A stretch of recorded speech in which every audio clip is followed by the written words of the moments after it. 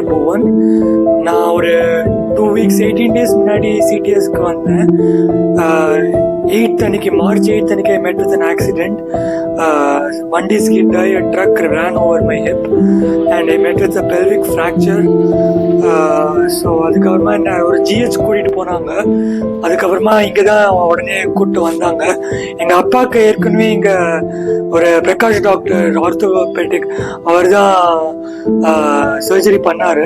So அதனால எங்களுக்கு இதுதான் இங்கே தான் கம்ஃபர்டபுள், அவர் தான் கம்ஃபர்டபுள் நீங்கள் கூப்பிட்டு வந்தாங்க.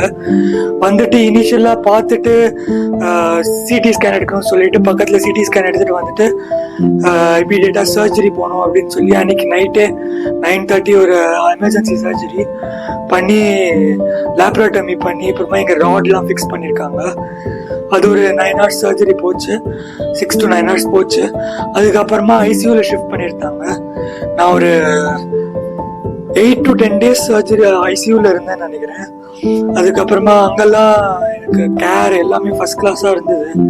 நெவர் ஃபெல்ட் லைக் எனக்கு ஏதாவது வேணும் அப்படிங்கச்ச அது கிடைக்காம இருக்கு, அது மாதிரி ஒன்றுமே இருக்குல்ல. அதுக்கப்புறமா 10 days ஐசியூவில் இருந்ததுக்கு அப்புறமா வார்டுக்கு மாற்றினாங்க. வார்டுக்கு மாற்றிட்டும் அகைன் இங்கே ஒரு 1 week 7 to 8 days 9 days இங்கே இருக்கேன்னு நினைக்கிறேன். ஸோ இன்னைக்கு டிஸ்சார்ஜ் ஆகுது. அண்ட் வார்ட் பாய்ஸ் எல்லாருமே அவங்க கண்டிப்பாக சொல்லணும், ஃபர்ஸ்ட் கிளாஸ் கேர். நர்ஸுமே ஒரு தடவை கொலோஸ்டமி பேக் சேஞ்ச் பண்ணுறதுக்கு ஒன்றுமே கொஞ்சம் கூட சலிச்சுக்காம நைட் டைம்லேயே இருக்கட்டும் எப்போவுமே ஃபுல் ஃபர்ஸ்ட் கிளாஸ் கேர் இருந்தது.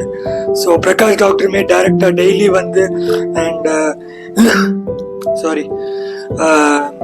கேஸ்ட்ரோ டாக்டரும் ரெகுலராக வந்து ஒரு கேர் பண்ணி சூச்சர்ஸ் ரிமூவலாக இருக்கட்டும், எல்லா ஃபுட் எப்போ இன்டேக் எடுத்துக்கணும் அதெல்லாம் ஃபர்ஸ்ட் கிளாஸாக பொறுமையாக ஒன்றுமே ஹரி பண்ணாமல் பொறுமையாக அதை எடுத்துகிட்டு போனாங்க. So every thing is very comfortable here. ஒரு ஹோம்லி ஃபீலிங் இருக்குது.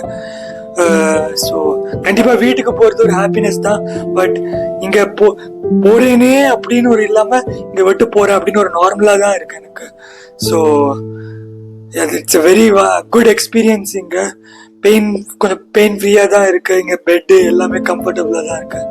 So it's an amazing hospital, amazing doctors. So அதுதான்.